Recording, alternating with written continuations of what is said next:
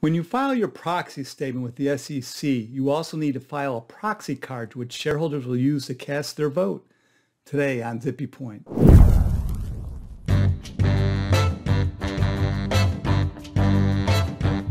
I'm Brock Romanek and I'm a big fan of yous. Before I bring Carl Hagberg on to explain more about the proxy card in more detail, let's run down some of the basics. I first should mention that I have a separate Vid-Guide where I discuss the differences between a proxy card and a voting instruction form, also known as a VIF, an annual meeting ballot, and a notice of internet availability of proxy materials, a link to which is beneath this video.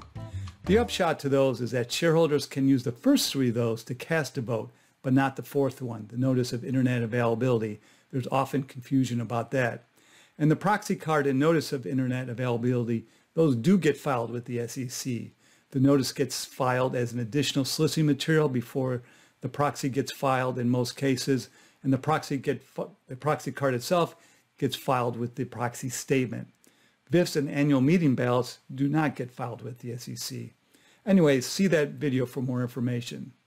So a proxy card is a mechanism that companies use to allow shareholders to vote in advance of a shareholders meeting for the items to be voted upon at the meeting, so that you can vote without being physically present at the meeting, because in most cases, there ain't a whole lot of people at these annual shareholders meetings.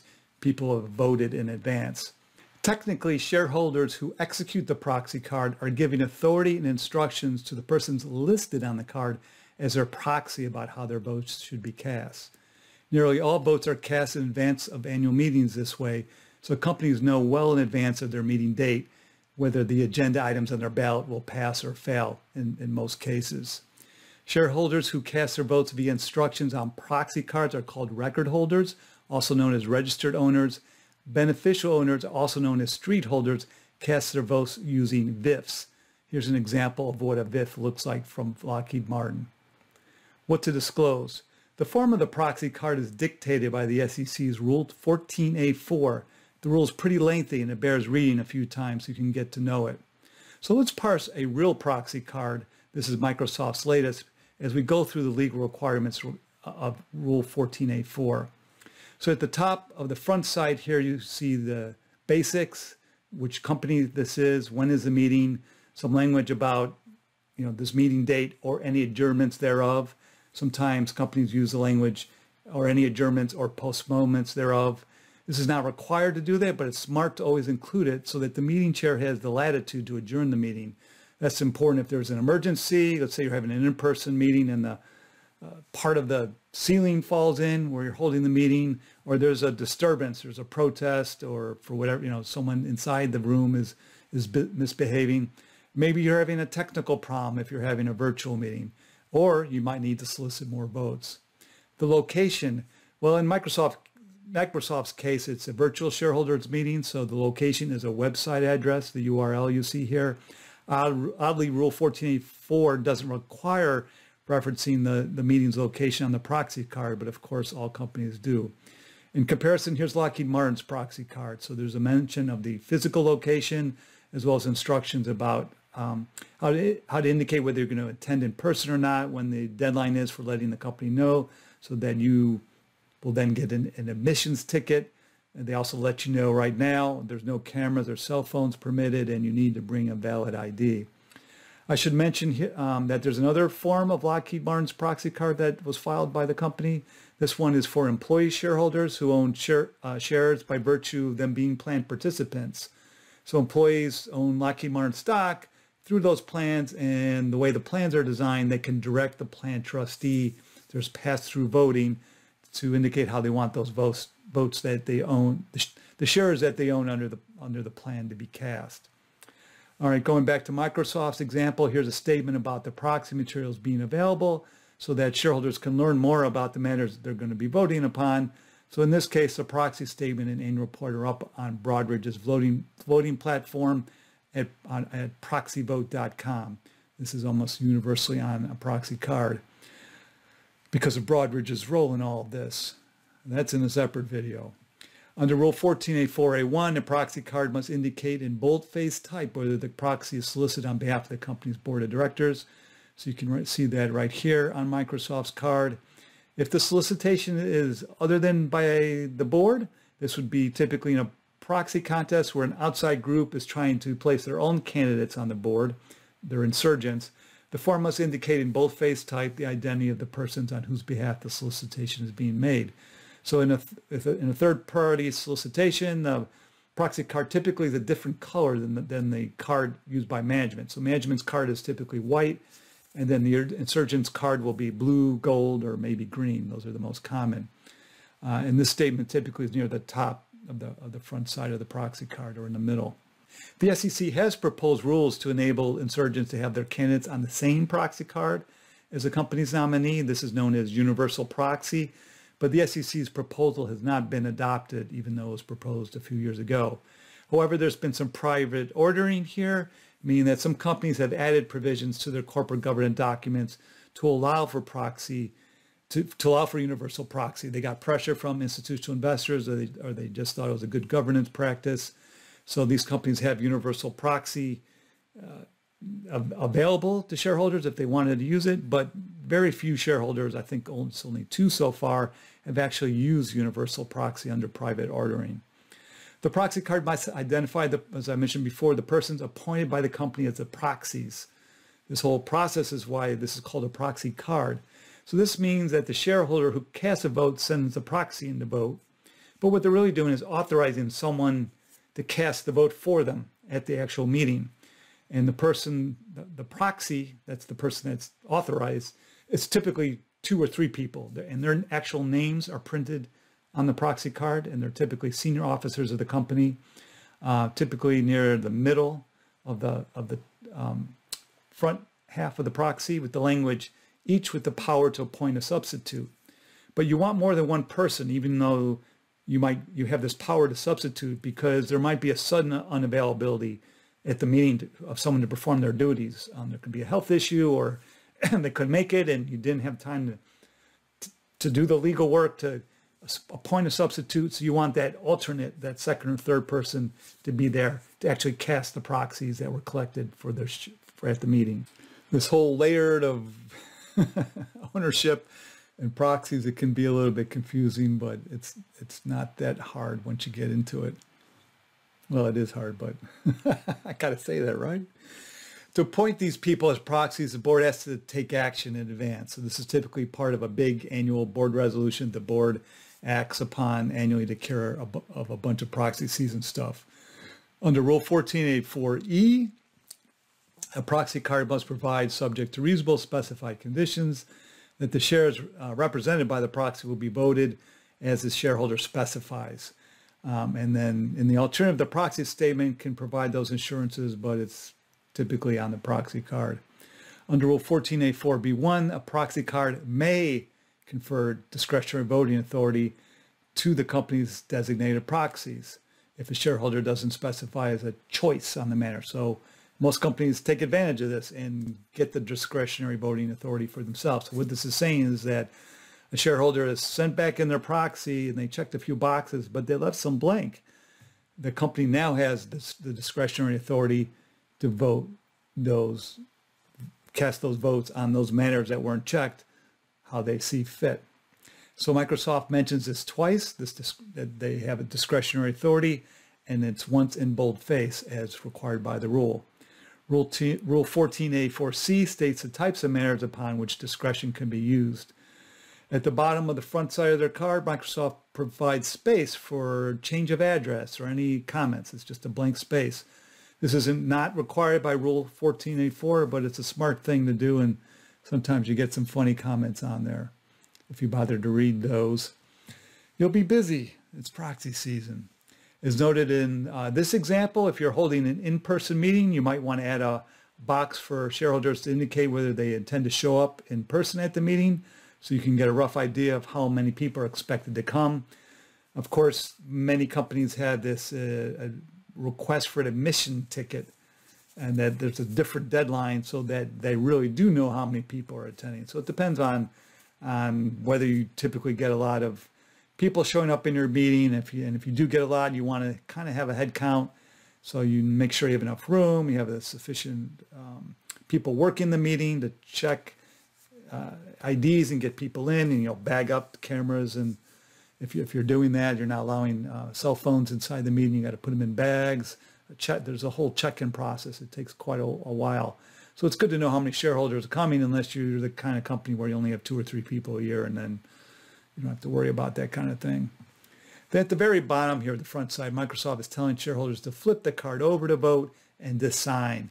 Getting the proxy card signed is a big deal, and this notes that it has to be properly executed. As I'm going to mention a little bit later when we talk about signatures, you can request the signatures to be at the bottom of the front side of this card because the SEC doesn't have rules about where that signature block goes. Here, Microsoft has it on the back side. All right, so we flip it over, that's Microsoft card over, and on at the top you have the return address in the upper top left corner, and then in the right corner, top corner, there's 3 different ways shareholders are allowed to vote: voting online, by phone, or by postal mail. You're not required to provide instructions about how you can vote by the SEC's rules, but it's common sense that you do. In the top right corner, you can see there's also a note that you can scan to review. This is a Word document of Microsoft's proxy card. So here's Lockheed Martin's proxy card, and you can see there's a barcode to enable this to happen more easily. Above the big box where you'll actually be checking boxes, here on Microsoft's example, you'll see another reminder to sign the darn thing. So you might have multiple reminders on your proxy card, both on the front side and the back side, reminding people to actually sign, because without a signature, you're not getting the vote. Okay, then we get to the meat of the proxy card, where the votes will be cast, the box is checked. Sometimes there are instructions about how to check the box. Don't draw outside the box, that kind of thing. See this example from another company. Microsoft doesn't have that. And then here we are, the big section that starts with the board's recommendation about how shareholders should vote on each matter to be voted upon. And then Microsoft also, under each item in the proxy card, within this big section, there's a note in parens about whether the board recommends a vote for, in all caps, or against, in all caps. So this is not required to note how the board recommends in favor or against, but of course it's smart to guide votes in your favor, how you want them to be cast. And companies do this kind of thing in different ways, small different ways, not necessarily the way Microsoft does it, which is a perfectly fine way. But you'll see if you look at other examples, there's other ways that companies get people moving. The proposals typically get ordered in a way that makes sense for the company. The first batch are the ones where the board recommends voting in favor of, and there's probably the management's own proposals. Then you might have a few proposals that are not from management, but the board still recommends voting in favor of. That would be the second batch, and then the last batch would be ones where the board's recommending votes against, and those typically are shareholder proposals. Rule 14, not all shareholder proposals, some of them. Some shareholder proposals, companies will actually recommend a vote in favor of. Rule 14.483, a proxy card is required to clearly and impartially identify each matter intended to be acted upon. And then under Rule 14.4b1, you're required to provide a series of boxes offering 3 choices: approval, for; disapproval, against; or abstention, abstain. There are a few exceptions to this. For example, the frequency of say on pay, known as say on frequency, companies are supposed to have that on their ballot every 6 years. And the choices for that, the boxes are 1 year, 2 year, 3 years, or abstain. That's noted in instruction 3 to Rule 14A4B1. Then for election of directors, if you have a plurality voting standard, you might have withhold votes instead of the column for against. You'll have withhold. So see my Vid-Guide about voting standards to learn more about what plurality voting is. If you do have plurality voting, Rule 14A4B2 has requirements about how that's done, and you need to give shareholder a choice to withhold through one of 4 choices. So the first one is you provide a box where they check for withhold. Second is you're putting all the names of the nominees, and shareholders are instructed to strike through people they want to withhold. Companies used to do that a lot. They don't do it so much anymore, provide that choice. And there's a third choice where you provide a blank space, and then you ask the shareholder to write in names of the nominees that they want to withhold from. And there's a fourth choice where you can provide clear instructions about how you want shareholders to withhold. And here's a few examples of how that's done, the fourth choice. So here's one where the company is numbered, it's 8 nominees, and asks shareholders to write the number corresponding to a nominee on a line if you want to withhold. And here's another example that does the same kind of thing. Here's an example with a column of withhold. This is not a U.S. company, so that's why there's withhold, not just for director nominees, but for other matters. So Rule 14A4B2 indicates that if the shareholder fails to specify withhold vote, and presumably an against vote under instruction 2 here for any election of a nominee, then authority for that vote is granted to be, the companies now have the discretion, provided they've had the discretionary language in there, they now have the discretion to cast the vote they see fit. And so if the board's recommending against some of the matters that are on the ballot, you can't get cute with how you describe them on the proxy card. So you can't describe these matters in a way that might confuse shareholders when they're going to check the boxes. So this CorpFin staff interpretation provides a warning not to obscure the listing of shareholder proposals on proxy cards. And this compliance and disclosure interpretation actually provides 5 examples of things that the SEC thought were confusing and are not allowed. Remember that Rule 14A4A3 states that the proxy card is required to identify clearly and impartially each matter intended to be acted upon. So this is CorpFin staff interpretation backs that up. But also the CorpFin staff interpretation notes that the company can't use the term "our" in the language for a management proposal. And if you look at Microsoft's description of its proposals, you see that the company notes that the say-on-pay vote is advisory and that the independent auditor matter is a ratification. It's smart to be clear about whether matters being voted upon are binding or not. Some companies, if you look at their proxy cards, will actually have the word non-binding in parens next to the word advisory when it comes to say-on-pay. If you have cumulative voting, not many companies do, because institutional investors and proxy advisors have rallied against that practice for years. But if you happen to have cumulative voting, you'll have instructions how to vote for that. And here is an example. Rule 14A4B2 allows companies to provide a means for shareholders to vote for the director nominees as a group, but only if shareholders are allowed to withhold authority or vote against the director nominees as a group. So companies tend not to do this and instead provide separate lines for each individual director nominee, just like Microsoft. They're not allowing you to vote for the directors as a group. They're just doing it line by line for each nominee. So let's talk about the important signatures. You see here at the bottom of the back half of Microsoft's proxy card, they have a note that asks people to sign exactly as their name appears on the proxy. That joint holders of stock should each sign. So you get 2 signatures for joint holders, and there are 2 distinct spaces to do so, with a parens beneath the second space indicating joint owners, sort of tickling people's memories to do this. There are instructions here about how to vote if you're an executor, administrator, attorney, etc. And Microsoft wants you to list your title if you do so. Same if you're signing on behalf of a corporation or a partnership. And so it's critical that proxy cards be executed by those who own the shares. And that's, as Carl's going to talk about, that trips people up sometimes, or someone who's authorized to vote the shares, as reflected by the proxy card. So it has to be signed by an authorized person to be valid. So this is a state law thing, not an SEC thing.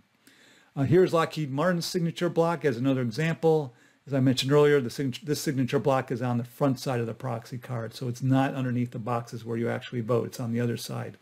Again, the SEC doesn't regulate where the signature block goes, so you have some flexibility here. Under Rule 14A4A2, the proxy card is required to provide a specifically designated blank space for dating. So that's common. Of course, you have a blank space adjacent to the signature block. That's how Microsoft does it. Dating is important. It's required by the SEC because shareholders have the right to revoke earlier proxies and execute later ones. So the latest dated proxy controls for voting purposes. Rule 14A10 notes that proxies may not be undated or post-dated. Companies are prohibited from soliciting any proxies that provide that they shall be deemed dated as of a later date, springing date, other than which they are signed. When to file. Under Rule 14A6B, a form of proxy card must be filed with the SEC in the same form as delivered to shareholders no later than the date they are first sent to shareholders. So as noted in this note to Rule 14A4A3, companies are required to file their proxy card as an appendix at the end of the proxy statement, as an appendix, not as an exhibit. So it gets placed right at the end of the proxy statement when you're filing that definitive proxy statement. Note that if you file a preliminary proxy statement with the SEC, a form of proxy actually gets included as an appendix to that too. Look at Rule 14A6A about that. I do have a separate Vid-Guide about using marketing methods to get the vote in. Communications for those efforts are filed with the SEC before you start doing those communications as additional soliciting material. And then I have a separate Vid-Guide about management proposals that includes a discussion about unbundling, ensuring that you're not packaging two matters into one on your proposals. Links to those videos are beneath this Vid-Guide. Backed by popular demand, Carl Hagberg, the publisher for the Shareholder Service Optimizer, one of my favorite all-time publications, and an longtime inspector of elections. He's got his own company there. You got to always listen to Carl. He's seen it all, done it all. I don't even want to tell you how many decades he's been in this business. I'm Brock Romanek, today on Zippy Point. Quick Zips by Zippy Point. Quick and dirty. So Carl, the proxy card, not a lot of people know a whole lot. There's Rule 14A4, but beyond that, unless you've been in this field for a while, you really just don't know a whole lot about the law and, more importantly, all the soft stuff, the practical stuff behind the proxy card. So the first question for you is, what's the process for Broadridge receiving and reviewing your proxy card so that they can draft the VIF, the voting instruction form? Right. Well, actually, Broadridge will assign a rep. Every company has a rep. Many of them will have the same rep year after year after year, and many of them will have the same basic document year after year after year. You know, it's the directors. Maybe you'll have a few different names, and the auditors, and the say on pay. And so for the vast majority of things, it's same old, you know.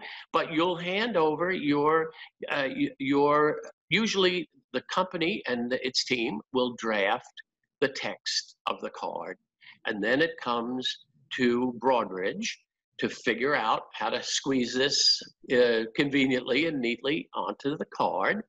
Most times it's not a squeeze. And by the way, if Broadridge is tallying your registered holders too, they will design both the proxy card and the VIF, the voter instruction form, okay? And if you're using your transfer agent, you've got to give the text to the transfer agent, who will lay out the card according to their specs. And the cards, of course, have information on it that make them scannable, okay, and make them readable by machines, so that most of the votes that are cast on paper cards are cast, they're scanned and hardly ever touched by the human hand, you know. Most tabulators have rules to double check the bigger amounts or randomly check things. But so in any event, that's normally what you do. You hand over the text as you want it to be. The experts will fit it to your card, get the card printed, and then imprinted with the names of the holders and their code numbers and all, and mail them out. So what about the inspector of election? Do your people get a look at the draft of this language too? This is a good question. Normally, we don't. And if it's a routine meeting, it's no big deal.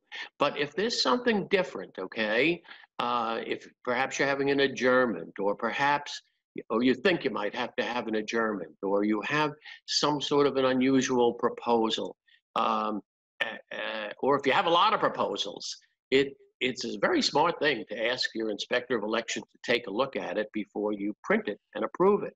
And one year we had a company with a very large number. They had, I think, maybe close to 500,000 registered holders, and they had 13 proposals or something.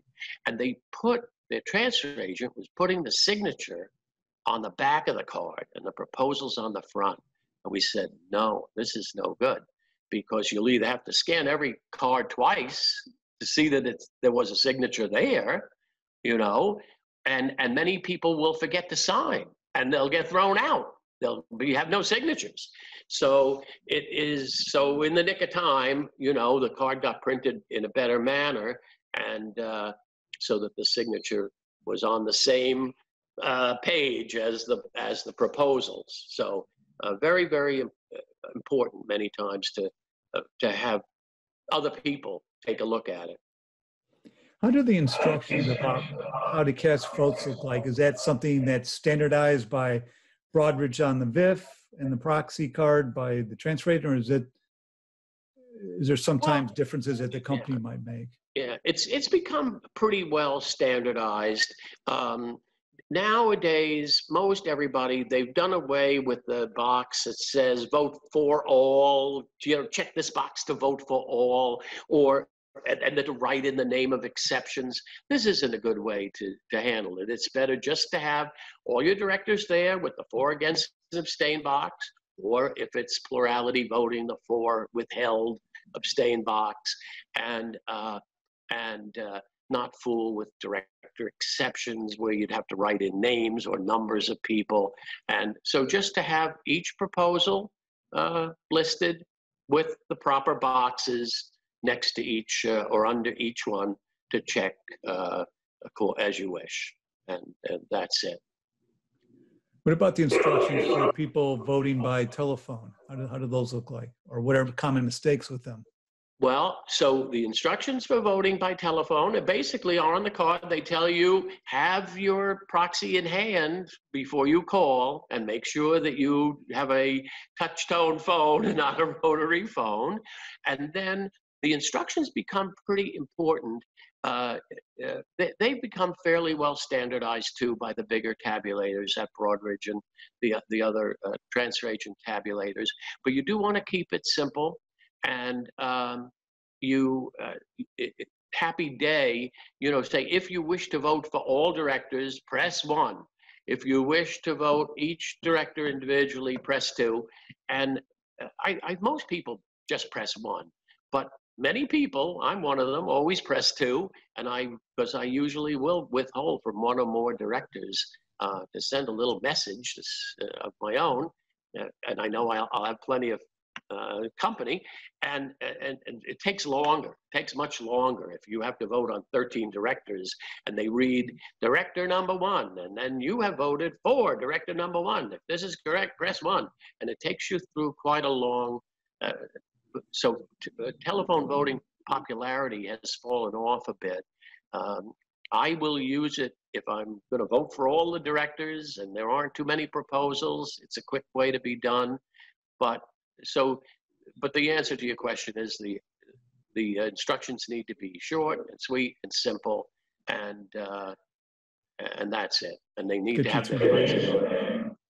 Okay. So you already touched on instructions about signatures. Is there anything else we should know? Are those fairly standard? Yeah, the signature will just say sign here, and most people don't really know that with joint accounts, one signature is enough, unless there's an indication that the people want to split their vote or they're not agreeing.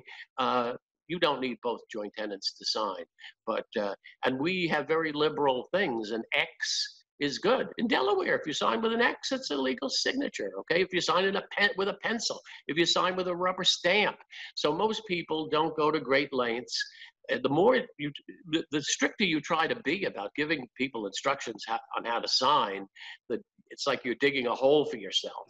Just say, please sign below, and let them sign. And since almost everything is being recorded without anyone looking at it, the cards are being scanned, the electronic votes, you're voting yourself, okay?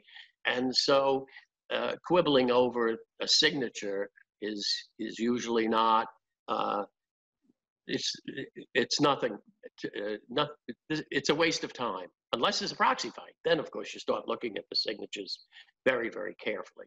And so there you might be doing something a little different. Let's dig into proxies. So it's sort of like electoral voting system for the president. When you cast your vote for the president, you're actually you're going to send a representative I forgot even what they're called, electoral person. Yeah, the electoral college there. Electoral college. Yeah. And then they go and vote, and they're supposed to vote the way you told them to vote, but maybe they won't. Right. And the same thing Right. here is when you execute a proxy card, you're actually giving that proxy over to a specific people that are actually named on the proxy card. That's correct. And those are usually management officers, but That's who correct. should the company point as those proxies, and how many of them, in case one person's unavailable, or two, or Right. how does that work? Most companies appoint 2. Okay, some appoint 3 or more, but 2 is a good number in case the one is sick that day and isn't in the office, and only one signature is actually required from your proxy committee. And we call it the ballot of appointed proxies. And if you listen to the tape that we did on proxy fights, that unless that is executed by one or more of the appointed proxies, they haven't cast the votes that run to them. Okay, so by signing that form, they are now casting the votes that go to them as a proxy committee, and now they're in the count. But if they forget to do it and somebody wanted to challenge the results, guess what? Your election would be null and void. The polls have been closed, and the proxy forgot to vote the shares that ran to them. That would not be good. Paperwork matters. So how about the descriptions of the different proposals on the proxy? They're supposed to be clear and impartial. How, as the inspector, you're looking at those, you're comparing them against the proxy statement, I imagine. Yeah. Occasionally. Yeah.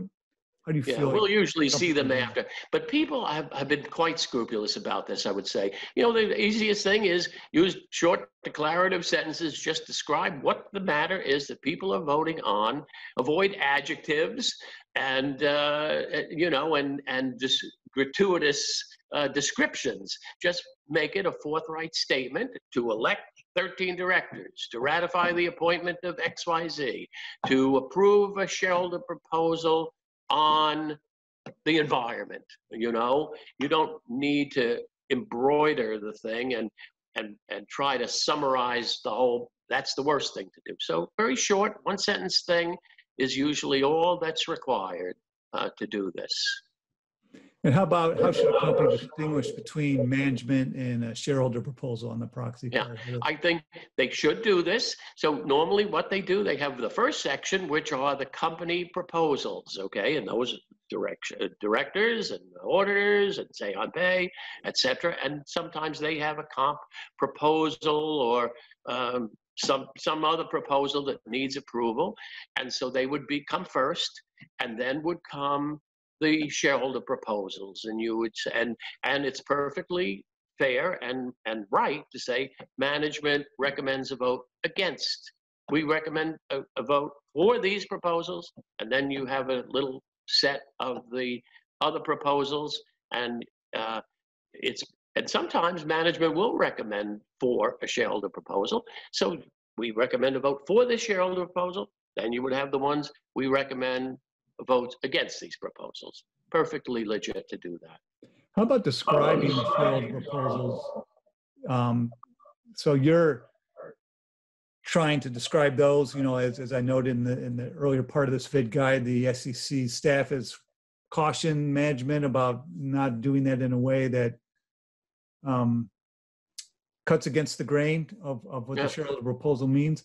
But do you ever see companies sharing what they intend to how they intend to describe the shareholder proposal with a proponent? Have you ever heard of instances? No, not really. No, but as I said at the beginning, I think most companies are very scrupulous. They don't want to get into a catfight over this, and it's a simple matter. Just make sure you understand which of the proposals, or what that proposal is asking you to do.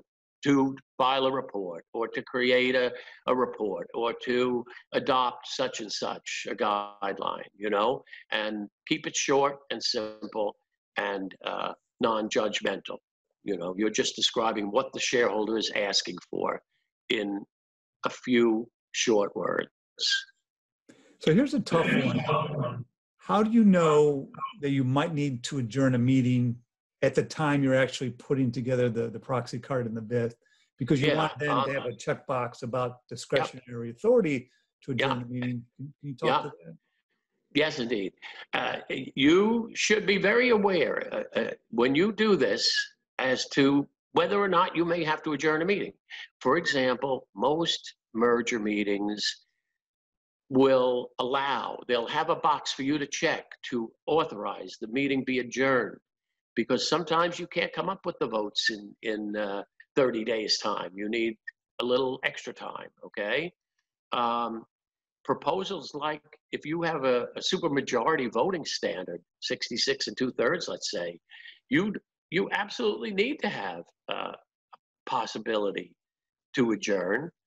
In many cases, you could adjourn 6 times, and finally you realize it's mathematically impossible for me to get to 66.6, okay? And you give up. But so the best practice, if you think you will have to adjourn your meeting to collect more proxies or to get a quorum for your meeting, you put that as a box, okay? And for people to check. If you don't do that, you could be in deep doo-doo here, because we've gone over this before. I probably said this 1,000 times, and it never sinks in with people the first time. But there is language on the standard Broadridge voting instruction form that says, note, on all other business that may come before the meeting, period. Doesn't give you a box to check, so there's no way to count the number of people. If you strike it out, I know that nothing happens. No one subtracts anything because they've never added anything, okay? So nothing happens if you strike that phrase out. And in my opinion, it isn't sufficient. It doesn't give sufficient authority. And most important, it doesn't give you a number to write down, unless you have tallied a box where people voted up or down, for, against, abstain, on all other business or on adjourning a meeting, okay? So if you think you have items like that, you should absolutely have a box to tally so that the inspector will have a number, okay? I mean, should it just be a standard thing, even if No, you don't need it? Yeah. No, I wouldn't say it has to be a standard thing at all.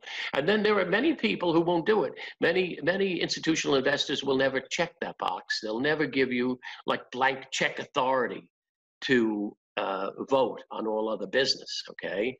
Which is another reason for my saying that the authority isn't properly conveyed by that little message. It's a message, but it doesn't really, if you need to call it into action, it doesn't give you a number to write down, okay?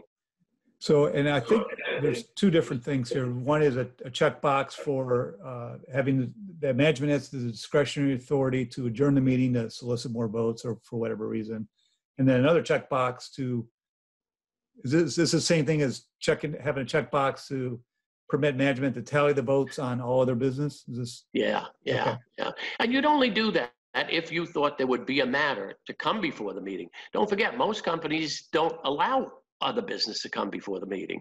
If the company has done its own spade work correctly, they have notice provisions. And so, no, you can't bring all of the business up for a vote, and you shouldn't be allowed to, because most of the people who have voted or who have authority to vote have never heard of this proposal. So why in the world would you give people a blank check to enter proposals like that, much less to vote on them?